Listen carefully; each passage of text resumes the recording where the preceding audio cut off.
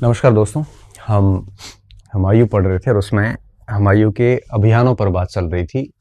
और हुमायूं के अभियानों में हमने कालिंजर का अभियान देख लिया था और उसके साथ में हमने चुनार का पहला घेरा समझ लिया था। और अफगानों से जो पहली लड़ाई हुई, दोहरिया कहो चाहे दोराहा कहो चाहे दादरा कहो, वो हमने तीनों पढ़ लिए थे।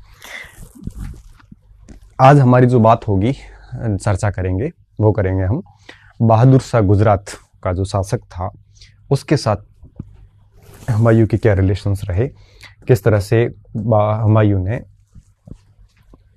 अभियान किया, तो उस पर हम बात करेंगे आज। ठीक है, तो सबसे पहले मैं आपको अपन हेडिंग दे देते हैं। ये चौथी हेडिंग होगी। ठीक है, पहली हेडिंग कालिंजर के रूप में गई, दूसरी हेडिंग दादरा के रूप में गई, तीसरी चुनार के पहले घेरे के रूप में गई, चौथी हेडिंग दे रहे हैं बहादुर शाह गुजरात के विरुद्ध अभियान। गुजरात कौन शासक था? बहादुर शाह अभियान। ठीक है, 1535 और 1536। ठीक है, अब मैं टॉपिक लिखूं उससे पहले मैं आपको सारी बातें समझा देता हूं पहले ही। ठीक है, आप ध्यान से समझना, सारी चीज समझ में आ जाएगी। तो एक एज ए कहानी रूप में आपको पहले बता देता हूं। हुमायूं यहाँ पे था आगरा में, और हुमायूं के दो प्रमुख शत्रु थे। एक इधर बिहार में था शेर खान, कहते हैं ना हुमायूं अभागा भी था। अभागा इसलिए था कि इसके दोनों शत्रु दोनों छोर पर थे, एक इधर एक इधर। इधर निपटने जाता तो ये ऊपर आ जाता, इधर आता तो ये इधर आ जाता। हुमायूं की कई बार जब हम इम्तियाज अहमद को पढ़ते हैं, वो थोड़े से उन्होंने जो बातें लिखी उसमें उन्होंने एक पॉइंट लिखा जो मुझे ठीक भी लगा कि हुमायूं की असफलता के पीछे जो कारण था, मानते हैं दूरदर्शी नीतियां भी एक कारण था, वो इतना कमजोर शासक भी नहीं था जितना दर्शाया जाता है। उसकी सिचुएशन से ऐसी बनी थी कि उसके दोनों शत्रु दो छोर पर थे, एक इधर था एक इधर था। एक शेर खान था तो एक आपके गुजरात और मालवा में बहादुर शाह था।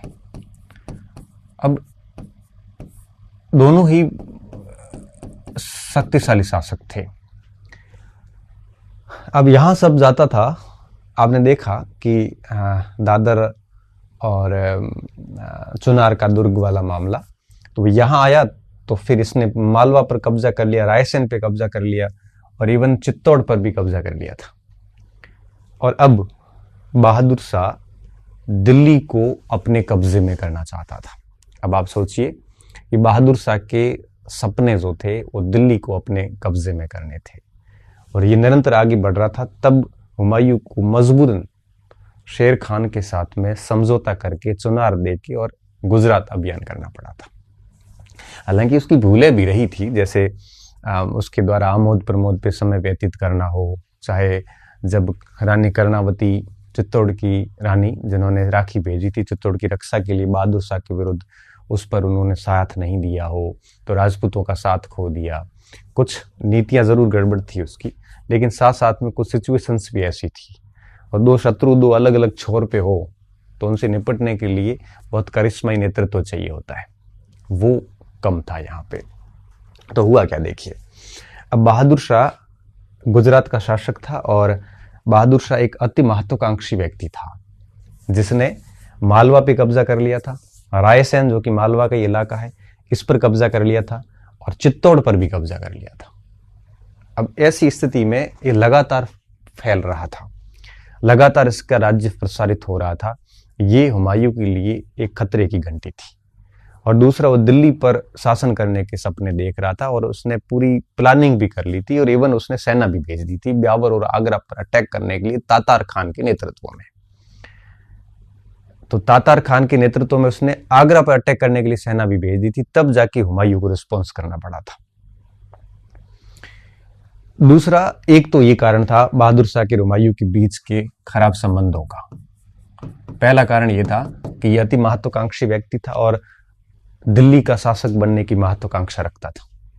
दूसरा जो कारण था वो ये था कि बहादुर शाह ने हुमायूं के जितने भी विरोधी थे उन सबको शरण दे रखी थी। जैसे मैं नाम बताऊं तो आलम खान लोधी, वो इसके पास में ही था। आलम खान का बेटा ही तो था तातार खान, जिसके नेतृत्व में बहादुर शाह ने आगरा सेना भेजी थी, वो इसकी शरण में था। दूसरा, कन्नौज, ये कन्नौज यहां पे है।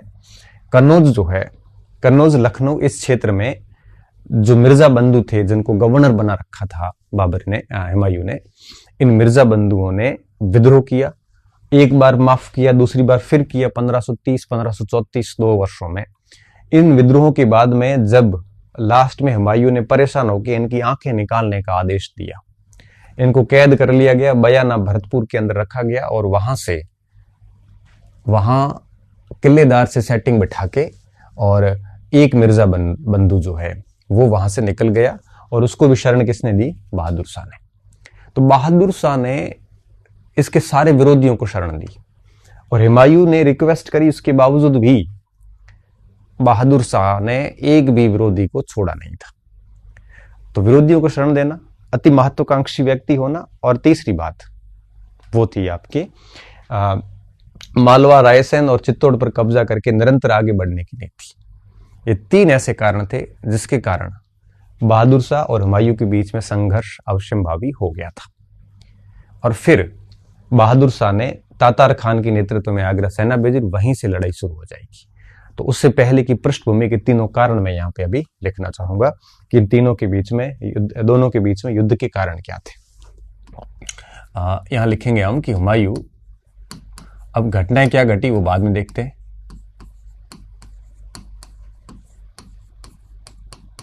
बहादुर शाह के मध्य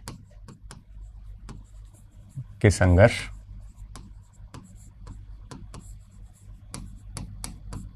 के पीछे निम्न कारण थे।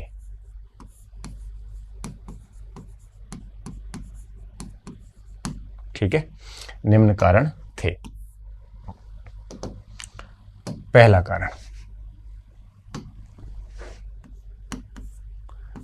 बहादुर शाह द्वारा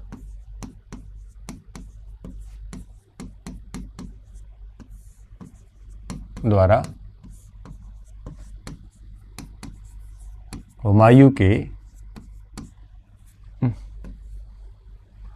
विरोधियों को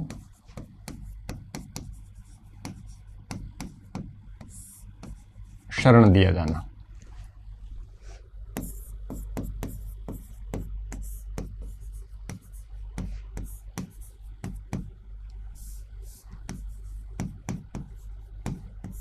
ठीक है, विरोधियों को शरण दिया जाना, ये अपने आप में सबसे अहम कारण था। कौन से विरोधी थे देखिए, एक था आलम खान लोधी,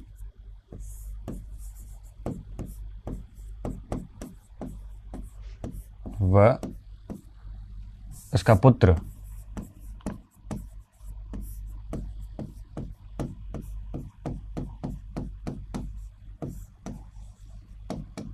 तातार खान। ठीक है, खानवा के युद्ध के बाद से ये इन्हीं की शरण में थे। दूसरा, मिर्जा बंधुओं को शरण दिया जाना। ठीक है, मिर्जा बंधु ये इन्हीं के परिवार के, इनके भाई थे और ये हुमायूं के विरोधी काम कर रहे थे। जमान मिर्जा और सुल्तान मिर्जा। ठीक है,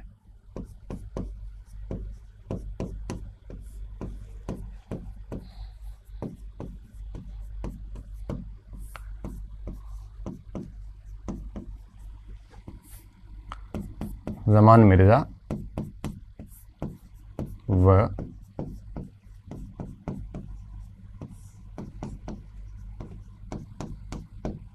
सुल्तान मिर्जा।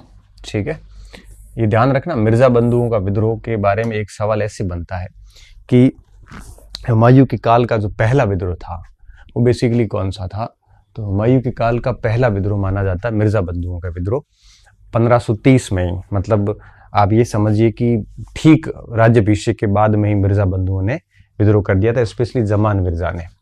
इन दोनों को हुमायूं ने कन्नौज और बिहार ये पूरा क्षेत्र दे रखा था, पूरा क्षेत्र दे रखा था, बावजूद उसकी ये विद्रोह कर रहे थे। ठीक है, तो हम लिखेंगे कि मिर्जा बंधुओं जमान मिर्जा, मिर्जा बंधुओं जमान मिर्जा और सुल्तान मिर्जा, मिर्जा बंधुओं को राज्य तो नहीं मतलब जागीरें दे रखी थी, बिहार व कन्नौज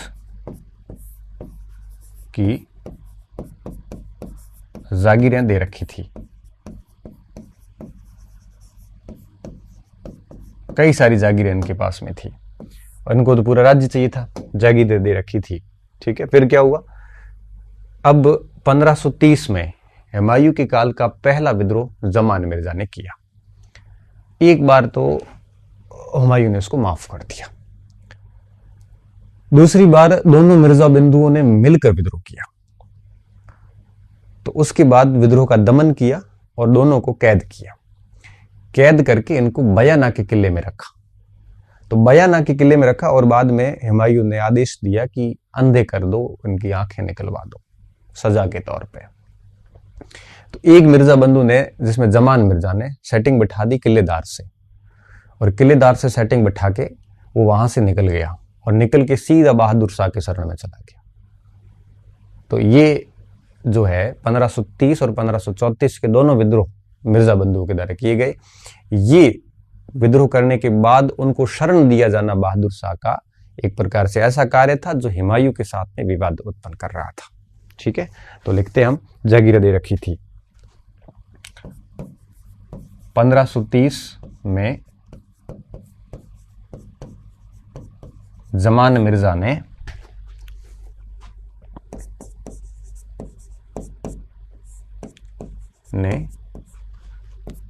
विद्रोह किया।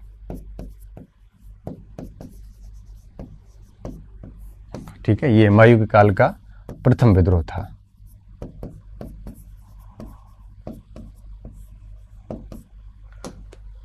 हुमायूं के काल का प्रथम विद्रोह था ये। ठीक है, विद्रोह किया मगर हुमायूं ने माफ कर दिया। हुमायूं ने क्या किया? माफ कर दिया। ये हुमायूं की माफ करने की जो नीति थी ना, ये भी इसकी भूल ही थी, माफ किया। 1534 में माफ किया और बिहार का गवर्नर बना दिया।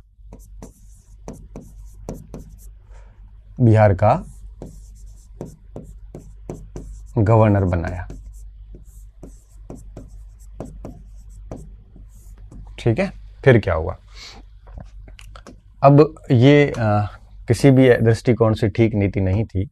विद्रोही को गवर्नर तो क्या बनाना चाहिए, सजा पहले दे देनी चाहिए थी। 1534 में दोनों ने विद्रोह किया, दोनों ने विद्रोह किया।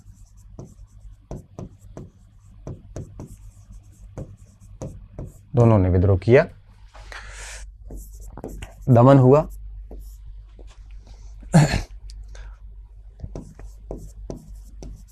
और दोनों को किले में कैद कर दिया।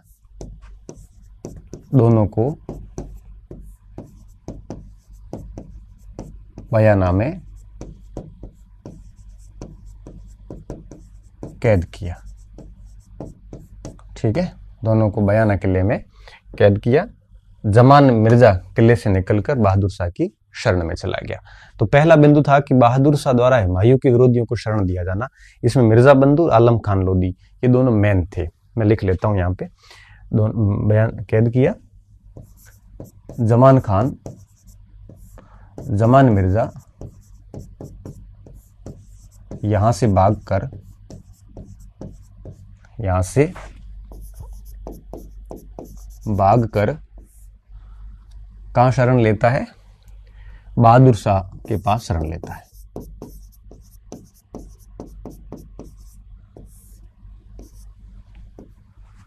के पास शरण लेता है।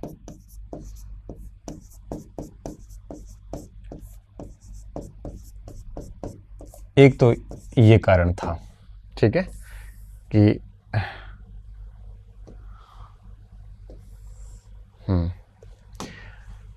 बहादुर शाह द्वारा हुमायूं के विरोधियों को शरण दिया जाना। दूसरा जो कारण था वो था कि वो अति महत्वाकांक्षी व्यक्ति था, और वो अपन लास्ट में लिखते हैं। दूसरा कारण हम मानेंगे यहाँ पे कि बहादुर शाह जो है ये इसने अपनी सेना को भी शक्तिशाली करने के प्रयास शुरू कर दिए थे। इसने रूमी खान जो तोपची था वो बुलाया कुस्तुनतुनिया तुर्क से, और उसके नेतृत्व में ठीक ठाक तोपखाना तैयार किया। बंदूकचियों का एक दल बुलाया, उसके नेतृत्व में सेना को और मजबूत किया। टारगेट एक ही था, दिल्ली पे अटैक करना। और ये बात हुमायूं को कहां से सहन होगी, ठीक है। तो तीसरा एक बिंदु ये भी आ जाएगा, और एक बिंदु ये भी आएगा कि वो अति महत्वाकांक्षी था और उसने मालवा, रायसेन और चित्तौड़ इन तीनों पर कब्जा भी कर लिया था और निरंतर आगे बढ़ रहा था। ये बिंदु लिख लेते हैं हम। एक बिंदु हो गया है। दूसरा बिंदु,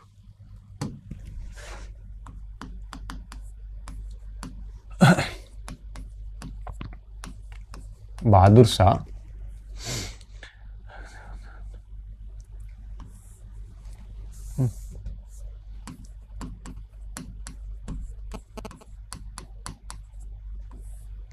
अति महत्वाकांक्षी व्यक्ति था, अति महत्वाकांक्षी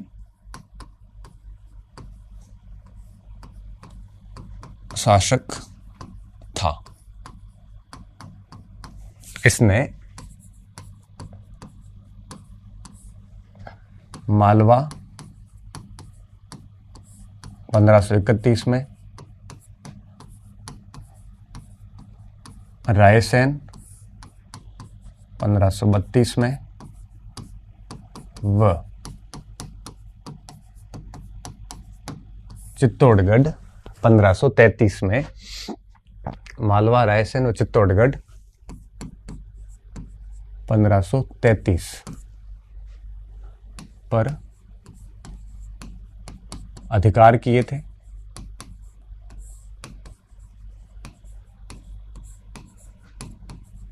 और अब दिल्ली विजय की आकांक्षा रखता था। अब दिल्ली विजय की आकांक्षा रखता था,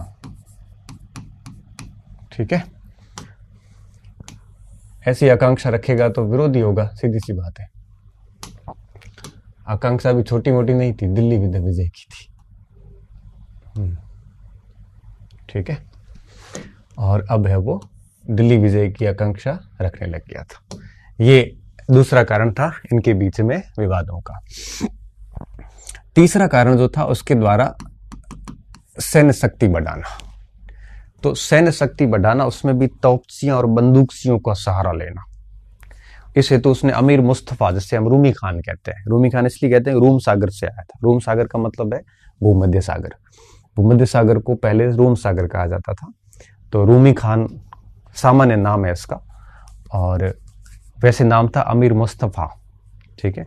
उसको कुस्तुनतुनिया अर्थात तुर्क क्षेत्र से बुला के अपने तोपखाने को सशक्त किया और साथ में बंदूकचियों को भी बुलाया। बहादुर शाह ने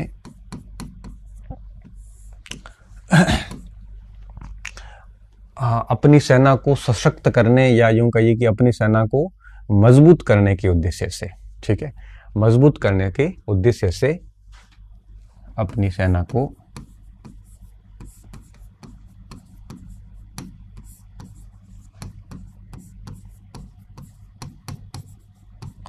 सशक्त करने के उद्देश्य से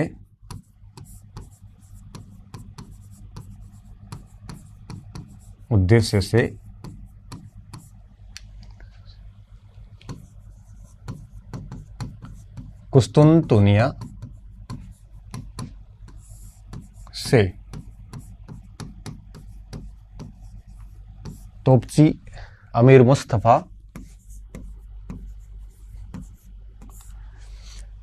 अमीर मुस्तफ़ा व ख्वाजा सफर को सरताज कहा जाता, सलमानी कहा जाता था। अमीर मुस्तफ़ा जैसे रूमी खान कहते थे, व ख्वाजा सफर जैसे सुलेमानी कहा जाता था, नामक तोपची बुलाए थे। ठीक है, रूमी खान बहुत इंपॉर्टेंट है, क्योंकि जैसे बहादुर शाह हार जाएगा तो ये रूमी खान हुमायूं के साथ हो जाएगा। ठीक है, ख्वाजा सफर नामक तोपची सफर को बुलाया,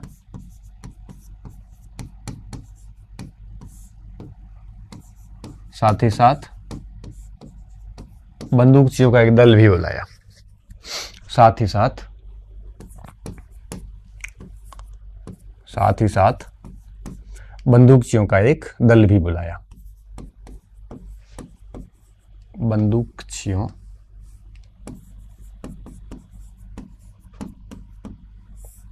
का एक दल भी बनाया। ठीक है, तो बंदूकची तोपची सब बुला लिए, सेना मजबूत कर ली, आसपास का क्षेत्र जीत लिया, विरोधियों को शरण दी, इतना सब गतिविधियां करोगे तो दिल्ली के बादशाह को इस बातों से एलर्जी होनी स्वाभाविक थी।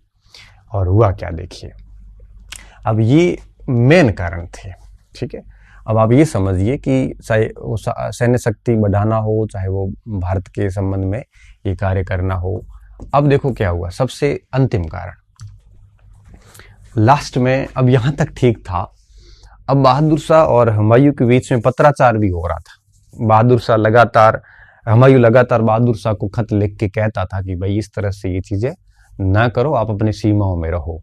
और ऊपर से बहादुर शाह की जो जवाब थे वो बड़े कटु शब्द यूज करता था हुमायूं के साथ, मतलब बड़े कर्कश शब्द होते हैं ना, कोई जैसे ऐसे शब्द होते हैं ना जो सीधे वार करते हो, जैसे शब्दों से लड़ाई होती है वैसे, तो वो उस टाइप से शब्द यूज करता था। तो इससे भी हुमायूं बहादुर शाह से खफा था। उक्त कारणों के चलते संग्राम होता है, वो मैं संग्राम आगे बताता हूं, कारण मैं लास्ट लिख लेता हूं। बहादुर शाह व हुमायूं के मध्य का कटु पत्राचार। ठीक है, पत्राचार, उसमें कोई उदार सौम्य भाषा नहीं होती थी, बड़ा कटु शब्द यूज करता था। ठीक है, अब देखो क्या हुआ, उक्त कारणों के चलते दोनों के बीच में संघर्ष अवश्यंभावी हो गया था। अब संघर्ष को हम दो भागों में बांटते हैं। सबसे पहले क्या होगा देखिए, सबसे पहले हुमायूं क्या करेगा, ये पूरा मालवा है और ये पूरा गुजरात है, ये दोनों इसके पास में थे, गुजरात और मालवा दोनों इसके पास में थे। अब क्या हुआ कि यहां से आगरा से आगरा ये यहां पे रहा, और गुजरात से एक सेना भेजता है बहादुर शाह। सबसे पहले बहादुर शाह बयाना आगरा की तरफ तातार खान के नेतृत्व में, जो आलम खान का बेटा हमने लिखा, उसके नेतृत्व में ठीक ठाक सेना आगरा भेजता है। और उस समय स्थिति ये थी कि हुमायूं खुद उस समय यहां नहीं था। हुमायूं ने अस्करी के नेतृत्व में इसका सामना करने के लिए सेना भेजी। मंडराय के निकट अस्करी और तातार खान के बीच में युद्ध हुआ, तातार खान मारा गया और मंडराय के युद्ध में बहादुर शाह की सेना परास्त हुई। उस समय हुमायूं चित्तौड़ की तरफ गया हुआ था, क्योंकि बहादुर शाह खुद चित्तौड़ पर था उस समय। बहादुर शाह खुद कहाँ था, चित्तौड़ पर गया हुआ था, और इसने सेना भेजी थी कौन सी, तातार खान के नेतृत्व में। और इधर हुमायूं चित्तौड़ की तरफ आया हुआ था और अपनी सेना भेजी किसके नेतृत्व में, अस्करी के नेतृत्व में। तो अस्करी और तातार खान का युद्ध होगा। हुमायूं चला गया था बहादुर शाह की तरफ, तो पहली भिड़ंत वहां पे भी। फिर जब हुमायूं आपके सारंगपुर के आसपास पहुंचता है, तब तक पतन हो चुका था चित्तौड़ के किले का। रानी कर्णावती के उस राखी और कंगन की कोई लाज नहीं रखी, क्योंकि सधर्म होता है तो फिर उसके आक्रमण में बाधा उत्पन्न नहीं की जाती, ऐसा इनका मानना था। बहादुर शाह और हुमायूं दोनों सधर्मी थे, दोनों मुसलमान थे, तो कर्णावती के उस बात पर कोई यकीन नहीं किया गया। भैरवपोल के पास में प्रतापगढ़ के शासक बाघ सिंह ने रोकने का प्रयास भी किया बहादुर शाह को, लेकिन वो नहीं रोक पाया। वहाँ पे यूं कहिए कि साका होता है, सो सब वीरगति को प्राप्त होते हैं, और अंदर कर्णावती के नेतृत्व में लगभग 13,000 लल्लाओं ने अपनी अस्मिता की रक्षार्थ जोहर कर दिया गया वहाँ पे, और ये चित्तौड़ का दूसरा शाखा था यहाँ पे। और इस प्रकार चित्तौड़ का पतन हो चुका था। और उसके बाद में हुमायूं जो है वो आपके आगे बढ़ता है। हुमायूं सबसे पहले मंदसौर पहुंचता है, मंदसौर मालवा के अंदर है, मंदसौर के किले को जीतता है। बहादुर शाह पराजित होता है। बहादुर शाह के उस समय जो हाथी थे मारे गए, उसकी जो तोपें थी लैला मजनू जैसी, वो सारी की सारी नष्ट ध्वस्त कर दी गई। रूमी खान उसके हुमायूं के साथ में हो गया। और इसके बाद में बहादुर शाह भाग जाता है मंदसौर से, मांडू आता है, बाबर उसका पीछा करता है हुमायूं, और मांडू में भी इसका हुमायूं का अधिकार हो जाता है, और मांडू से और आगे भागता है, चंपानेर आता है, चंपानेर पर हुमायूं अटैक करता है, चंपानेर को भी जीत लेता है। फिर और आगे जाता है, कैम्बे मतलब खंबात की खाड़ी तक आता है, वो भी हुमायूं जीत लेता है। फिर दीव आ जाता है, दमन दीव, जो कि उस समय पुर्तगालियों के अधीन था। तो वहां पे बाबर हुमायूं को कोई सफलता नहीं मिली, क्योंकि लड़ना वो उचित नहीं समझता था। और इस तरह से पूरे गुजरात और मालवा को विद इन 10 महीने के अंदर हुमायूं ने जीत लिया। और बहादुर शाह दर दर भटकने लगा, सारे किले उसके जा चुके थे, राजकोष जा चुका था, सारी चीजें हैं वो हुमायूं ने छीन ली थी। लेकिन हुमायूं इन सारी चीजों में दिलचस्पी नहीं ले रहा था गुजरात और मालवा को लेकर। इस कारण अव्यवस्था उत्पन्न होती है, और फिर बहादुर शाह वापस पुर्तगाली और अफगानी गुलामों की सहायता से, अपने तोपखाने की सहायता से छोटे छोटे नगर वापस अपने कब्जे में करना स्टार्ट करता है। और धीरे धीरे देखते ही देखते वो, और अस्करी को गुजरात का गवर्नर बनाया था हुमायूं ने जीतने के बाद। अस्करी ने भी हुमायूं के विरुद्ध विद्रोह कर दिया था, और इस तरह से तारदी बेग जो था चंपानेर के अंदर, वो भी वापस वहां से भाग गया। और देखते ही देखते बहादुर शाह ने गुजरात को वापस जीत लिया। मालवा को उसके पुराने शासक ने वापस, मल्लू खान ने जीत लिया था। और 1537 में दीव के अंदर झड़प होने से पुर्तगालियों ने बहादुर शाह को मार दिया। और इस तरह से 1537 में कहानी बहादुर शाह की खत्म हो गई, एक शत्रु नष्ट हो गया। और विद इन 1 साल के अंदर गुजरात और मालवा जीते, और जीतने के बाद वापस चले भी गए। जैसा कि लैनपुल कहता है कि हुमायूं के हाथ में गुजरात और मालवा पके हुए फल की तरह आए थे और गिर भी गए। तो इस तरह से हुमायूं को फायदा ये हुआ कि उसका एक शक्तिशाली शत्रु मारा गया, और हुमायूं को नुकसान ये हुआ कि 2 बड़े प्रांत जीते हुए उसके हाथ से निकल गए। ये पूरी की पूरी बात थी कि किस तरह से उसने अभियान किया था। तो अभी मैं एक एक पॉइंट को क्लियर करूंगा, आपके आराम से समझते जाना, चीजों को मैं समझाता रहूंगा आपको, ठीक है। तो सबसे पहले हम क्या लिखेंगे कि उक्त कारणों के चलते,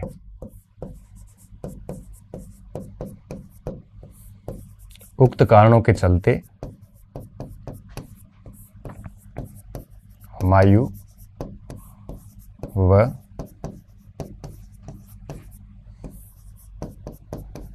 बहादुर शाह के मध्य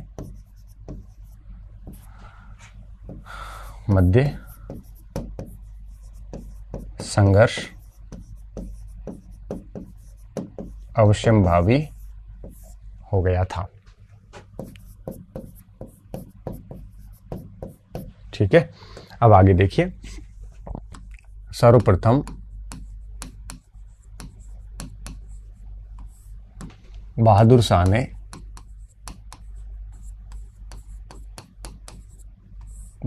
ने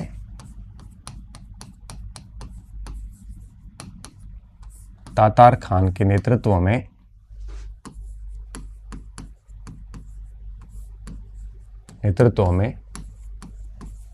एक सेना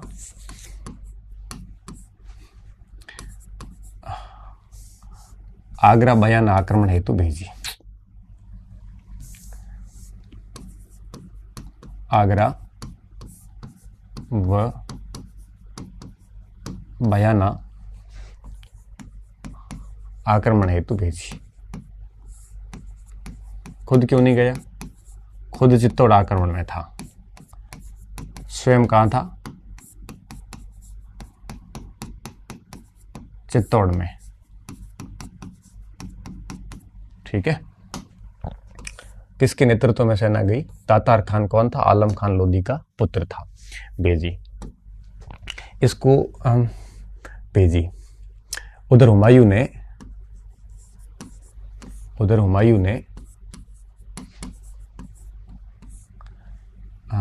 हुमायूं कहाँ था? स्वयं चित्तौड़ की तरफ निकला था।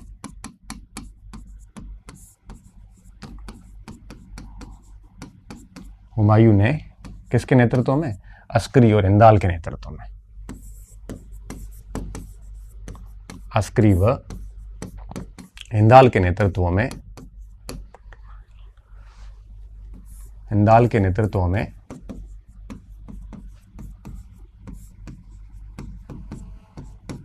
सेना भेजी।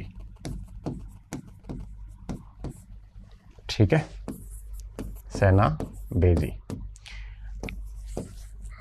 अस्करी ने नवंबर 1534 में मंडरायल के युद्ध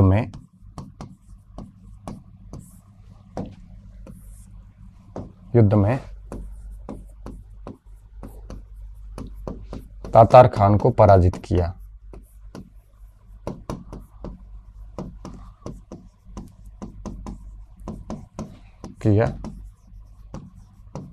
वह मार दिया।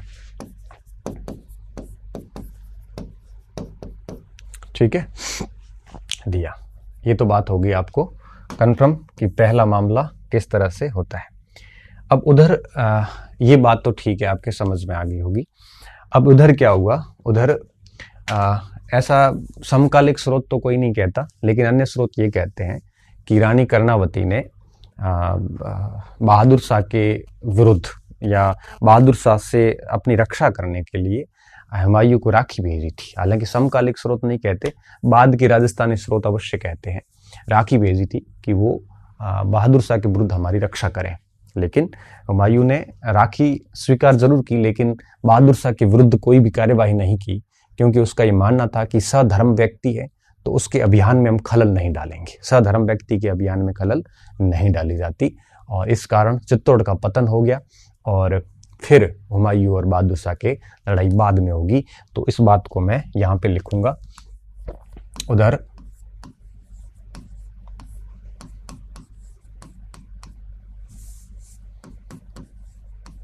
अब ये चित्तौड़ में पढ़ेंगे कर्णावती वगैरह का। चित्तौड़ की रानी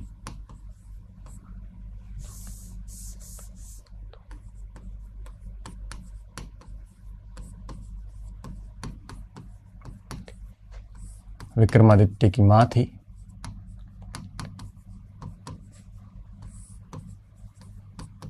मैं इस पे ज्यादा चर्चा नहीं करूंगा, क्योंकि ये चित्तौड़ में पढ़ने वाला मैटर है।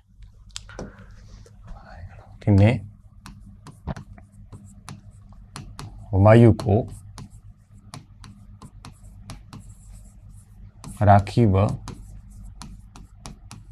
कंगन भेजकर आग्रह किया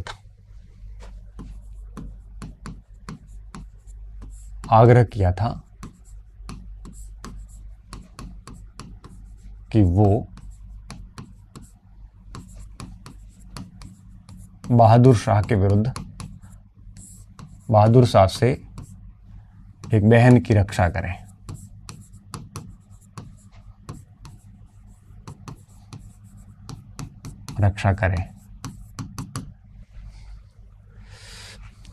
हुमायूं ने राखी स्वीकार अवश्य की,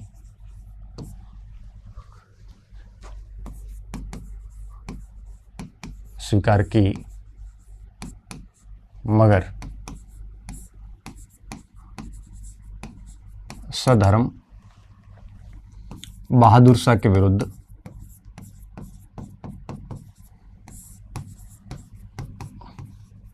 अभियान नहीं किया। या बहादुर शाह को रोकने का कोई प्रयास नहीं किया। यह हुमायूं की भूल थी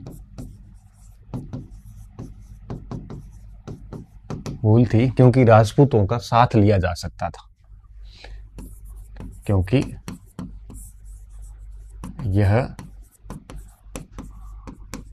राजपूतों का साथ पाने का एक अवसर था,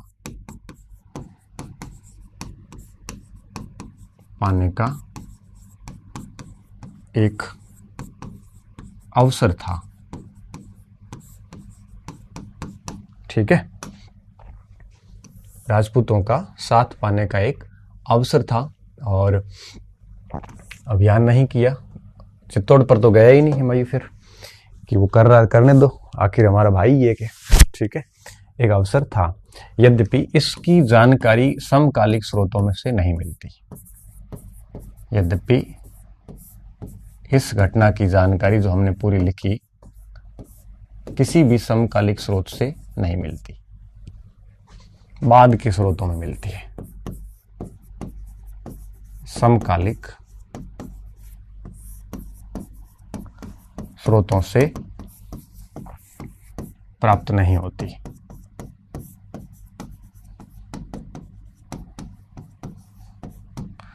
ठीक है, प्राप्त नहीं होती। ये समकालिक स्रोतों से प्राप्त नहीं होती। बाद में राजस्थानी के स्रोत जरूर मिले थे यहाँ पे। और इस स्थिति में फिर आगे क्या हुआ? अब ये तो हो गई स्थिति। अब ये समझिए कि राखी तो मानी नहीं और वो वहीं पे रुक गया। और अब आगे क्या हुआ?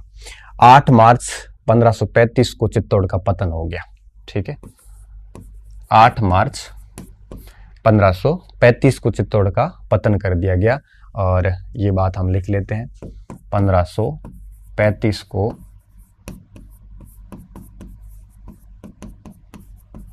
चित्तौड़ में उस समय कोई महान शासक नहीं था, संक्रमण का दौर चल रहा था। बाकी मजाल थी कि महाराणा कुंभा और जब वो थे शासक उस समय, उन्होंने विजय स्तंभ तक बना दिए थे इन्हीं विजयों के याद में। लेकिन अब कोई शासक नहीं था, अस्थिरता चल रही थी। और अस्थिरता इस स्थिति की थी कि महाराणा सांगा के जाने के बाद कोई भी ऐसा ठीक शासक नहीं हो पाया था। उदय सिंह भी इतना खास नहीं था, वो भी बाद में बनता है। और महाराणा प्रताप तक बीच में यूं कहिए कि ऐसे अस्थिरता बनी रही, उसी का फायदा लिया था। बाकी महाराणा संग्राम सिंह, महाराणा कुंभा, ये शासक जब तक थे तब तक स्थितियां ये थी कि बहादुर शाह इधर देख भी नहीं पाता था ठीक तरीके से। बहादुर शाह मतलब इनके वंश के शासक। लेकिन इस समय बड़ी स्थिति खराब थी। चित्तौड़ का पतन हुआ, चित्तौड़ में दूसरा साका हुआ।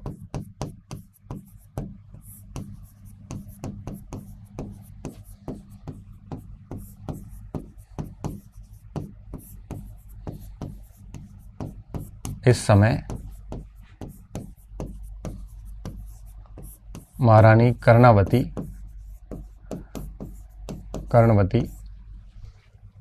के नेतृत्व में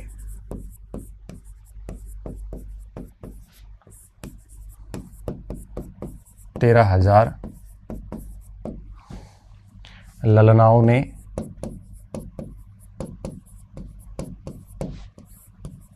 अपनी अस्मिता की रक्षार्थ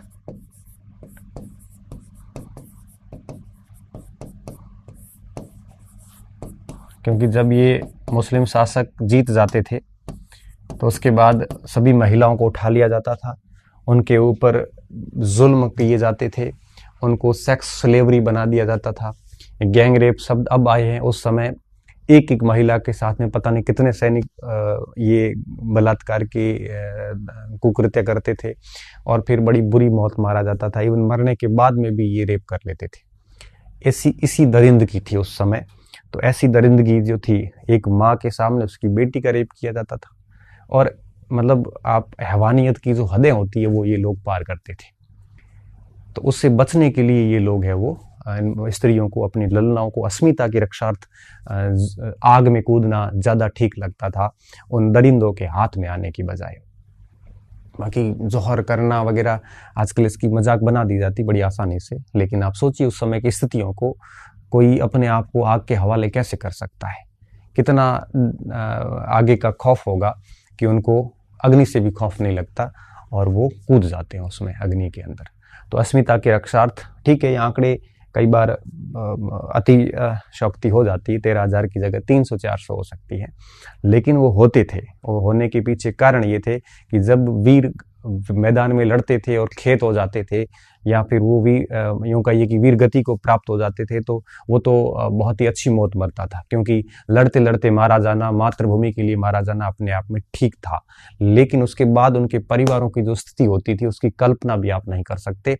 इतने इतने दर्दनाक तरीके से मारा जाता था, काटा जाता था उनको, इस तरह से किया जाता था। एक बाप के सामने बांध के उसकी बेटी का रेप करना, और रेप एक के बाद एक कई ऐसे दरिंदे आके रेप करते थे, फिर उनकी कत्लेआम करना, और एक माँ के सामने उसके बेटे को काटना, मतलब इस तरह से काटना कि अमानवीय, जैसे हम कह सकते, पाशविक हरकतें करते थे। इस वजह से इनको है वो जोहर करना पड़ता था। तो 13,000 लल्लाओं ने अपनी अस्मिता के रक्षार्थ चित्तौड़ किले में जोहर किया। उधर बहरों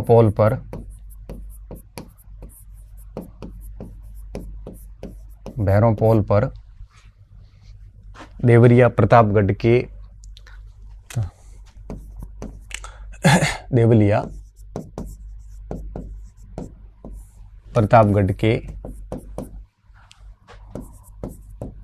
प्रतापगढ़ के रावल बाघ सिंह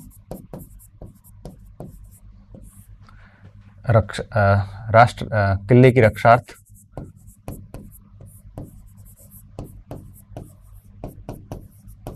अपने सैनिकों के साथ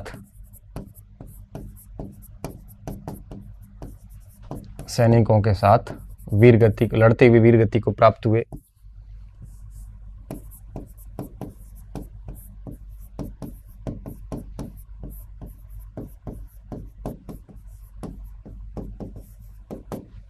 वीर गति को प्राप्त हुए। केसरिया करते थे ये। केसरिया का मतलब ये होता था कि वापस लौट के नहीं आएंगे, आएंगे तो जीत के आएंगे। पुरुष जो थे वो केसरिया करते थे, और महिलाएं जो थी वो अग्नि में अपने आप को हवाले कर देती थी। जोहर और केसरिया दोनों होते थे, साका कहलाता था। ठीक है, तो चित्तौड़ में दूसरा साका हुआ, मतलब जोहर भी हुआ और आपके केसरिया भी हुआ। ठीक है, सॉरी। तो इस तरह से ये घटनाक्रम हुआ, लेकिन हुमायूं गया नहीं चित्तौड़। हुमायूं रोक सकता था इन सारी चीज़ों को, लेकिन नहीं गया, क्योंकि चित्तौड़ पर ये सब कांड करने वाला भी सधर्म व्यक्ति था, उसका भाई था कोई न कोई, तो वो नहीं गया। इस अभियान की पूर्णता के बाद में हुमायूं और बहादुर शाह की पहली टक्कर होती है मंदसौर के अंदर। ठीक है, अब आप देखिए इसको 1 मिनट।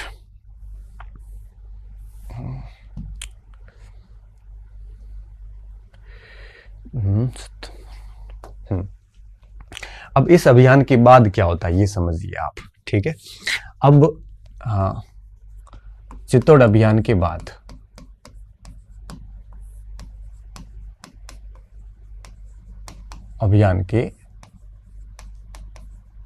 बाद सितंबर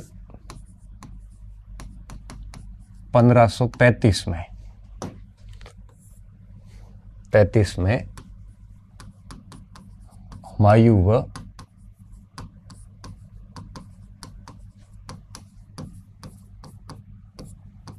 बहादुर शाह के मध्य पहली प्रत्यक्ष लड़ाई होती है।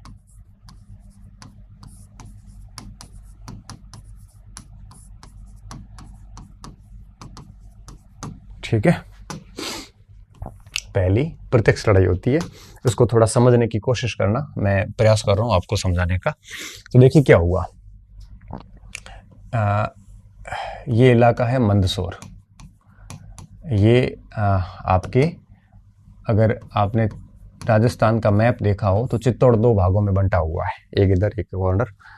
एक सेकेंड, ये देखिए आप यहाँ पे, एक मिनट, मैं इसको इस टाइप से बांट देता हूँ, ठीक है। अब देखना आप इसको थोड़ा सा समझने की कोशिश करना। यहाँ पे है ये राजस्थान, ये चित्तौड़ का इलाका है, यहाँ पे मंदसौर आया हुआ है, ठीक है। फिर नीचे आता है मांडू, फिर चंपानेर, खंबात और दमन, ये 4 इलाके मैं बताऊंगा। यहाँ पे मंदसौर,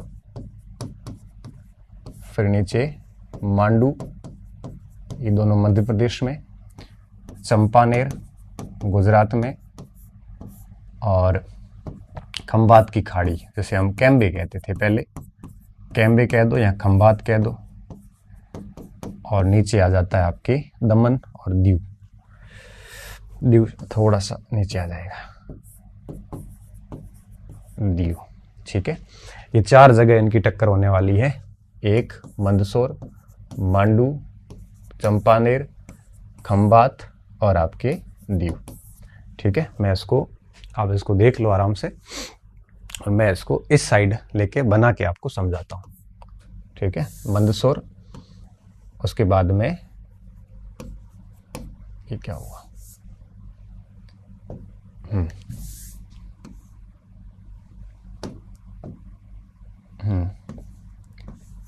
ये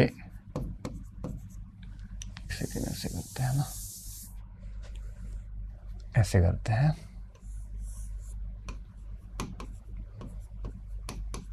मंदसौर,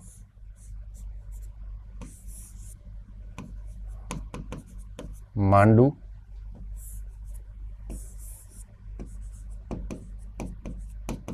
चंपानेर, फिर खंबात या कैम्बे कह दो, और लास्ट में दीव, ठीक है। ये बहादुर से आगे आगे भागेगा और हुमायूं इसका पीछा करेगा, ठीक है। एक एक को समझते हैं। सबसे पहले मैं आता हूं मंदसौर के ऊपर। मंदसौर सबसे पहली लड़ाई ये सितंबर 1535 में मंदसौर में होती है, और इस लड़ाई में बहादुर शाह पराजित होता है और उसकी तोपें नष्ट कर दी गई, घोड़े मार दिए गए, और मंदसौर के बाद उसके कई मंत्री और कई तोपची, रूमी खान जैसे लोग हुमायूं के साथ में हो गए, ठीक है। तो पहला पॉइंट क्या लिखेंगे कि प्रथम प्रत्यक्ष लड़ाई युद्ध यहां हुआ, इसमें बहादुर शाह पराजित हुआ तथा भागकर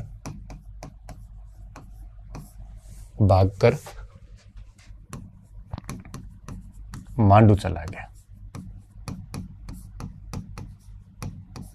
ठीक है। तोपें लैला व मजनू नष्ट कर दी गई, मजनू नष्ट कर दी गई, ठीक है, नष्ट कर दी गई। तोपसी रूमी खान हुमायूं के पक्ष में चला गया। तोपसी रूमी खान का मैंने आपको बताया कि ये कस्टेंटाइन पोल तुर्की लिखा कि नहीं लिखा हमने,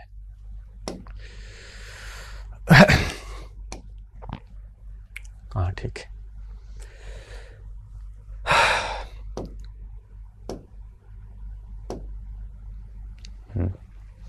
तो रूमी खान तथा मंत्री खुदावंत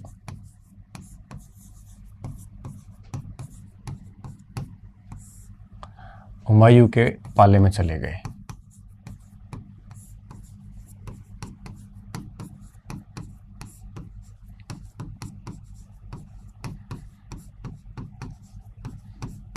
ठीक है, ये सब जीत रहा था, हुमायूं जीत रहा था, जीत भी गया था, और ये सारे के सारे वहां से निकल गए और उनके पक्ष में चले गए। ठीक है, और सिराज और पत सिंगार नामक हाथी थे, उनको काट दिए गए।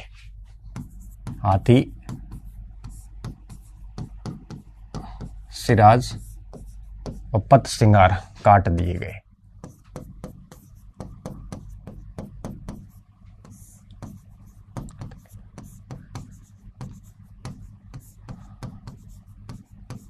ठीक है, पत सिंगार, और ये हाथियों के नाम थे जो बहादुर शाह के दो हाथी थे। अब देखो आगे क्या हुआ। अब बताऊं मैं मांडू के ऊपर। ये बात थी मंदसौर की, और अब बहादुर शाह जो था ये पराजित होके भाग के कहाँ आता है, पराजित हो गया और भाग के मांडू आ गया था। और अब पीछा करते हुए हुमायूं भी कहाँ आता है, मांडू आता है, और यहाँ पर मांडू का पर भी अधिकार कर लिया, और बहादुर शाह भागकर चंपानेर आ गया। सुबह लाल वस्त्र पहनकर हुमायूं ने वहां पे कत्लेआम शुरू किया, मांडू में कत्लेआम किया। मांडू इतना भाया हुमायूं को कि उसकी मुगल काल की प्रशासनिक केंद्र बना दिया गया, और खुद भी मांडू में रहना शुरू कर देता है। ठीक है, तो आप देखो यहां से भी बहादुर शाह को भागना पड़ा, भागना पड़ा। मांडू पर हुमायूं का अधिकार हो गया,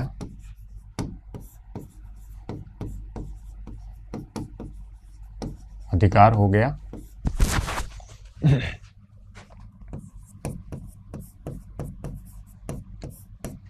लाल वस्त्र पहन, ताकि चींटे न पड़े उस पे, पहन कर कत्लेआम किया गया, और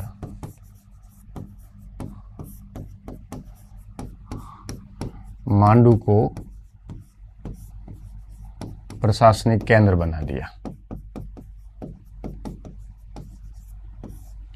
केंद्र बना दिया गया।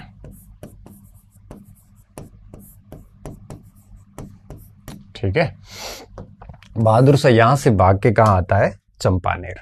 तो अब देखो चंपानेर की बात करते हैं। बहादुर शाह मांडू से भागकर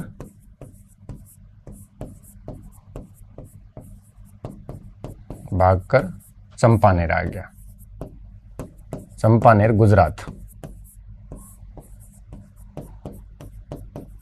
आ गया। ठीक है, और जब हुमायूं पीछा कर रहा था तो फिर वो चंपानेर छोड़कर आगे कैम्बे और दीव तक आ गया।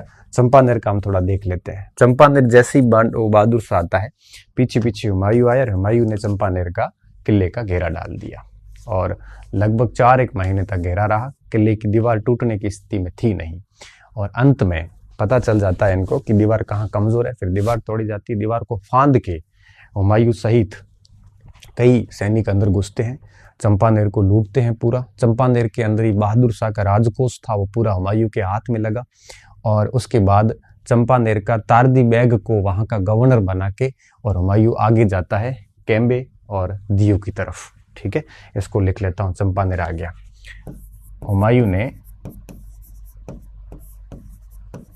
किले का घेरा डाला,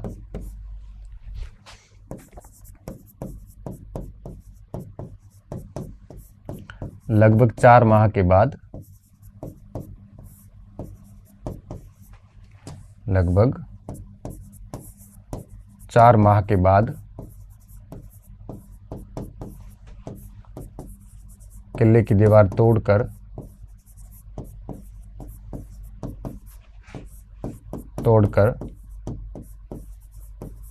हुमायूं अंदर गया। हुमायूं की सेना अंदर गई, हुमायूं सेना सहित अंदर गया।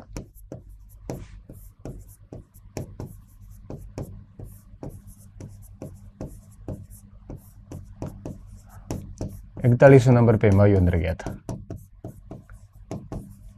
हुमायूं से पहले 40 लोग गए और हुमायूं 41 नंबर पे अंदर गया। ठीक है, ये खंबात और आगे ले रहा हूँ क्योंकि जगह नहीं शेष बची। तो देखो अब हुमायूं अंदर जा चुका था और ये घटना है आपकी 6 अगस्त 1535 की।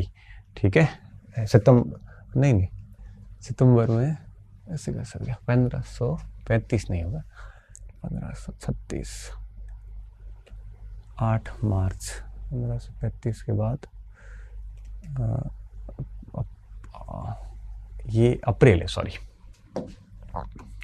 ये अप्रैल है ना।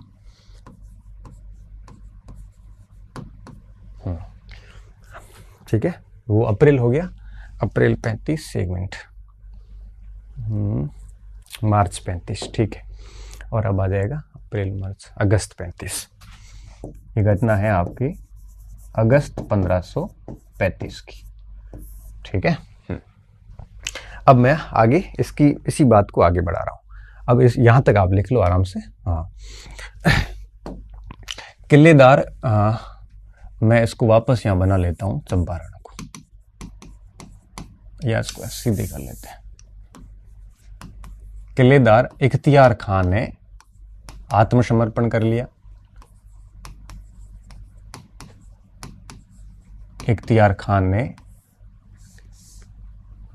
आत्मसमर्पण किया।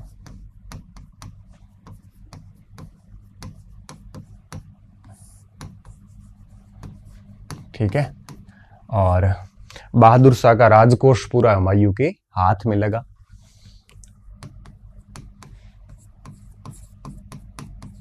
बहादुर शाह का राजकोष जो कि चंपानेर में रहता था, हुमायूं को मिला।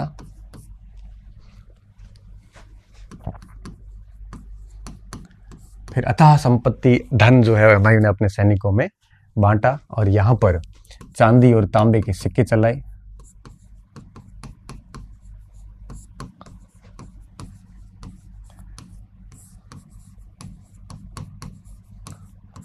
तथा तारदी बेग को प्रशासक नियुक्त करके खुद आगे बढ़ा। ठीक है, तारदी बेग को प्रशासक बनाकर स्वयं आगे बढ़ा खंबात की तरफ। खंबात क्यों? क्योंकि बहादुर शाह का निरंतर क्या किया जा रहा था? पीछा किया जा रहा था। बहादुर शाह लगातार आगे था और ये उनके लगातार पीछे चल रहे थे। और अब आगे क्या होगा? अब कैम्बे पहुंचेंगे, तारदी बेग को प्रशासक नियुक्त कर दिया। ठीक है, अब मैं इस बात को, खंबात को नीचे ला रहा हूं क्योंकि ये चंपानेर तक तो बात हो गई। ये कैम्बे भी कह सकते हो, इसको आप खंबात भी कह सकते हो। ठीक है, ये गुजरात की खाड़ी हो गई। अब देखो इसमें क्या हुआ। अब बहादुर शाह कैम्बे आ गया।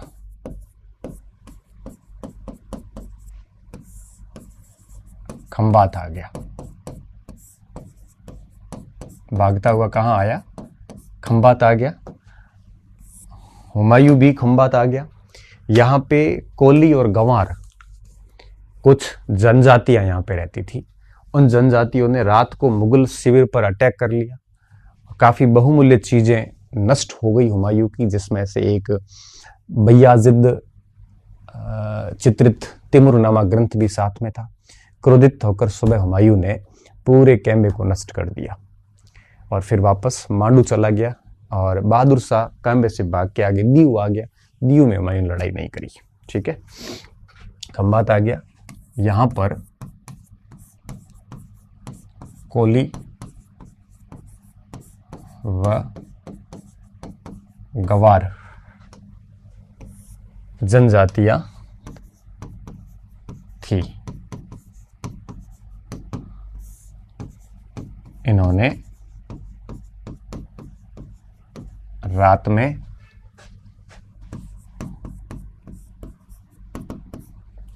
मुगल शिविर पर हमला कर दिया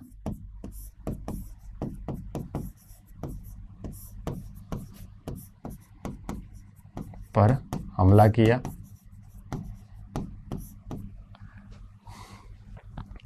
कई बहुमूल्य पुस्तकें नष्ट हुई।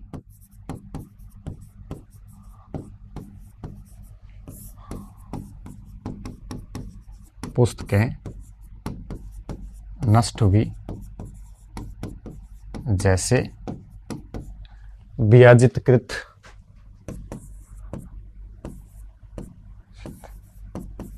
चित्रित तिमुरनामा,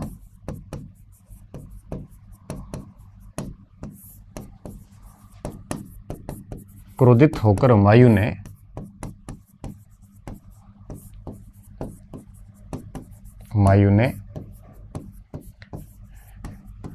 कैमरे को नष्ट कर दिया, पूरा आग लगा दी। ठीक है, और लास्ट में अब बहादुर शाह कहाँ आएगा? दीव आ जाएगा। और दीव में किसका शासन था? पुर्तगालियों का। बहादुर शाह भागकर दीव आ गया और जहां पर पुर्तगालियों का शासन था। किसका? पुर्तगालियों का शासन था। हुमायूं ने इनसे लड़ना ठीक नहीं समझा और हुमायूं वापस चला गया, बहादुर शाह का पीछा करना छोड़ दिया इनसे, क्योंकि पुर्तगालियों के पास में जल पोत वगैरह थे, वो हुमायूं के पास में थे नहीं। हुमायूं ने इनसे लड़ना ठीक नहीं समझा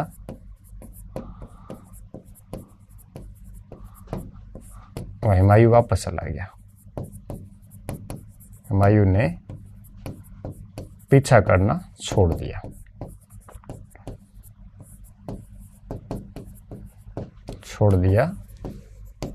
वह वापस मांडू आ गया।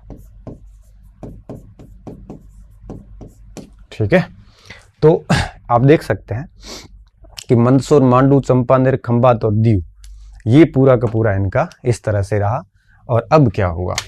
अब गुजरात की जनता ने, ऐसा इतिहास में कम देखने को मिलता है, जब जनता राजा को माल गुजारी के लिए आमंत्रित करती है, और इस समय गुजरात की जनता ने माल गुजारी के लिए बहादुर शाह को आमंत्रित किया, क्योंकि वो भटक रहा था दर दर।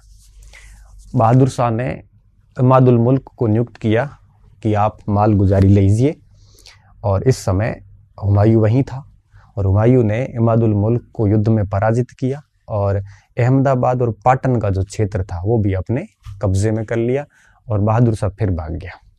और इस स्थिति को देखते हैं तो लगता है कि 8 और 10 महीने में गुजरात और मालवा दोनों इसके हाथ में आ गए।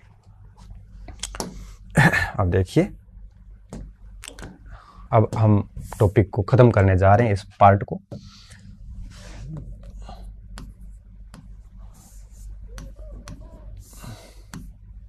दर दर भटक रहे बहादुर शाह को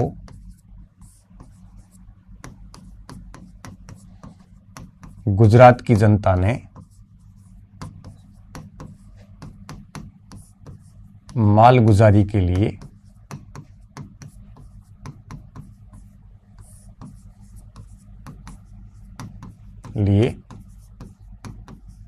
आमंत्रित किया।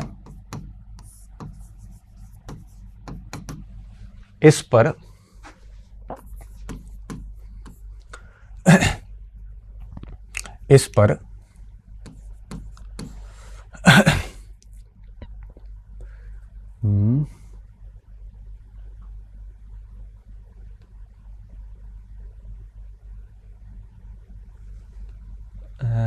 पर इमादुल मुल्क, बहादुर शाह ने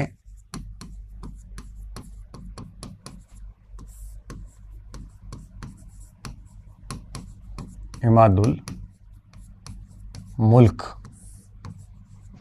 को नियुक्त किया और हुमायूं ने इसी को हरा के अहमदाबाद और पाटन पर भी अधिकार कर लिया। ठीक है, हुमायूं ने मोहम्मदाबाद का युद्ध था, मोहम्मदाबाद में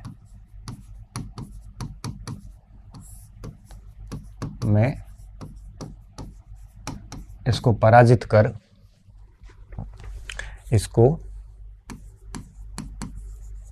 कर अहमदाबाद व नेहरवाला, जिसे पाटन कहते हैं आजकल,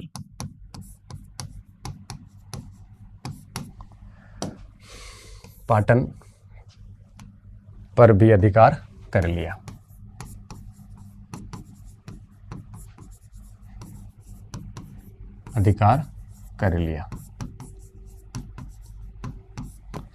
इस प्रकार अब 8 और 10 महीने के भीतर, इस प्रकार 10 महीने के भीतर हुमायूं ने गुजरात व मालवा को जीत लिया। हुमायूं ने गुजरात व मालवा को जीत लिया और गुजरात का गवर्नर अस्करी को बनाया। इसकी सहायता के हेतु हिंदू बेग की नियुक्ति कर दी 5000 घुड़सवारों के साथ में। ठीक है, मालवा को जीत लिया और गुजरात का गवर्नर किसको बनाया? अस्करी को बनाया, जिसकी सहायता के लिए हिंदू बेग की नियुक्ति कर दी। ठीक है, गुजरात का गवर्नर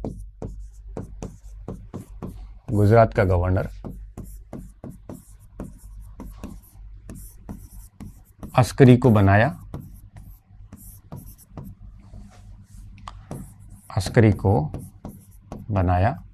पर इसी ने वापस षड्यंत्र कर लिया। ये प्रश्न कई बार पूछते हैं कि गुजरात विजय के बाद गवर्नर किसको बनाया? ठीक है, जिसकी सहायता हेतु 5000 सैनिकों के साथ हिंदू बेग की नियुक्ति कर दी। हिंदू बेग वही है जो संधि करवाई थी, के साथ हिंदू बेग की नियुक्ति कर दी।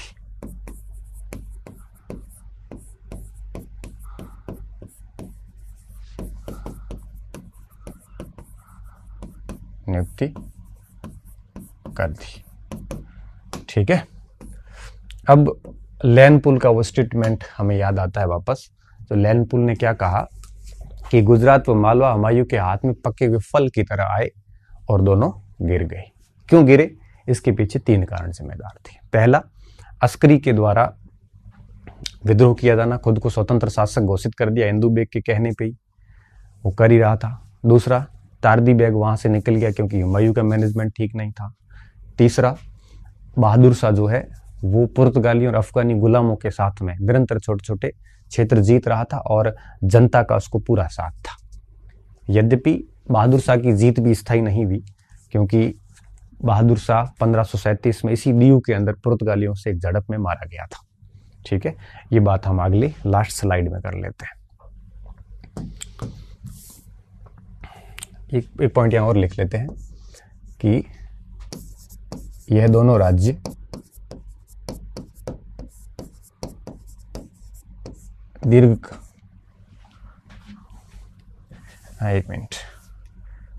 गुजरात व मालवा पर अधिकार करने वाला पहला मुगल शासक हुमायूं था।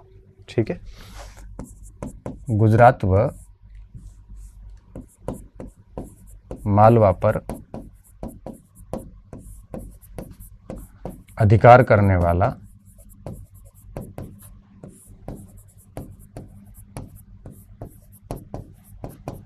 पहला मुगल शासक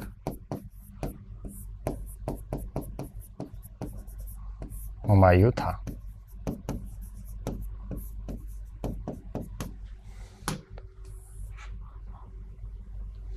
मगर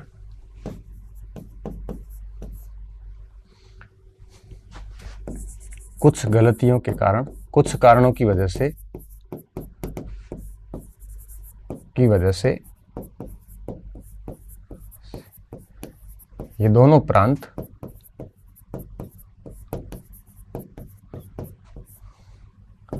जल्द ही मुगल हाथों से निकल गए। अब वो क्या कारण थे उसको मैं एक बार फिर यहाँ पे लिख लेता हूँ।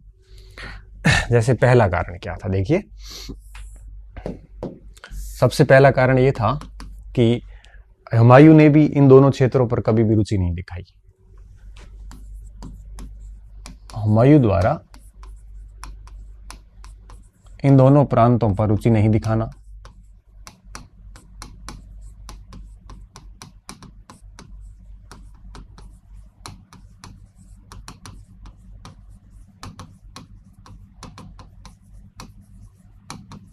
और इसका परिणाम क्या निकला, अस्करी बागी हो गया।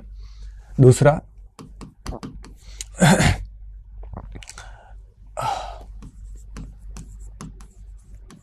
अस्करी द्वारा षड्यंत्र किया जाना। यद्यपि इसको तारदी बेग ने रोकने का पूरा प्रयास किया था। तारदी बेग को उमरा की उपाधि थी, बड़ा विश्वास पात्र था हुमायूं के लिए। यद्यपि इसे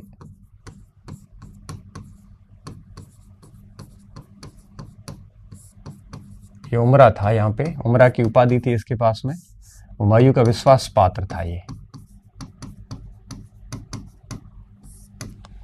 इसे तारदी बेग ने रोकने का प्रयास जरूर किया था, लेकिन सफल नहीं हुआ।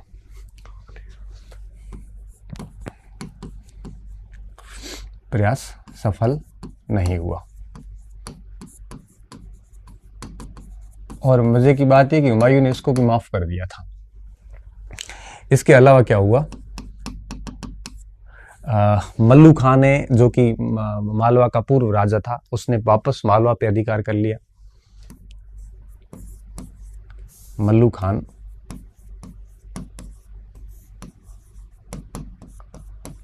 पूर्व राजा कहाँ का, मालवा का। मल्लू खान ने मालवा पर पुनः अधिकार कर लिया।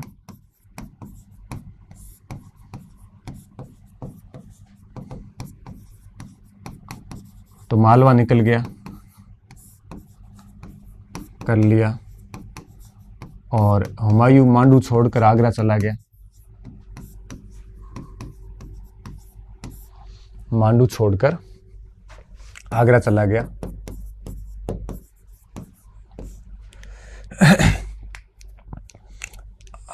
आगरा चला गया, और अब बहादुर शाह भी आपके अप्रैल 1536 में यूं कहिए कि चंपानेर को अपने कब्जे में कर लेता है। ठीक है, बहादुर शाह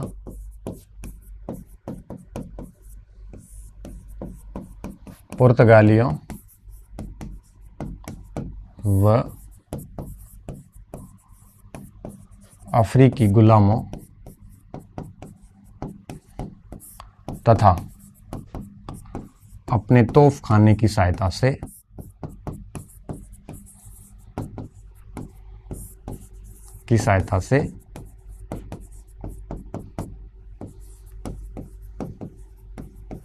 चंपानेर तक सारे क्षेत्र अपने कब्जे में कर लेता है।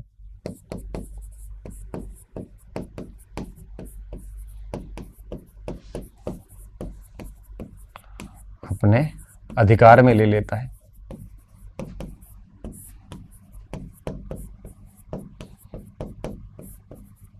ठीक है, अपने अधिकार में ले लेता है। यद्यपि यह 1537 में दीव में पुर्तगालियों की झड़प से मारा जाता है। 37 में दीव में पुर्तगालियों के साथ से झड़प में मारा जाता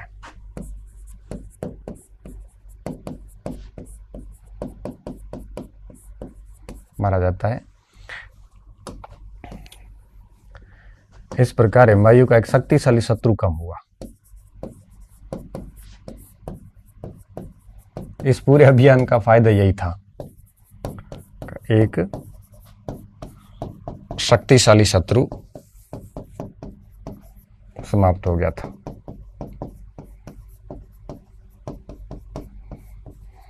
मालवा भी निकल गया था और शासक खुद ही मर गया। ठीक है, ये इस पूरे अभियान की सफलता आप कह सकते हो। संपूर्ण अभियान की यही सफलता थी। ठीक है, संपूर्ण अभियान की यही सफलता थी कि बहादुर शाह जो है वो मारा गया। और लास्ट में लैनपुल का वो स्टेटमेंट लिख लेते हैं, है ना, फिर हमारी बात हो जाएगी खत्म। यहां पे इसी जगह लिख लेते हैं।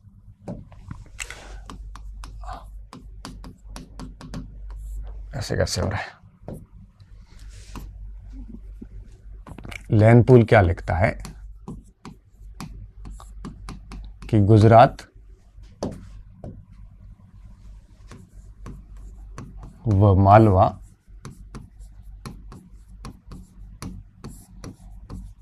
पके हुए फल की तरह हुमायूं के हाथ में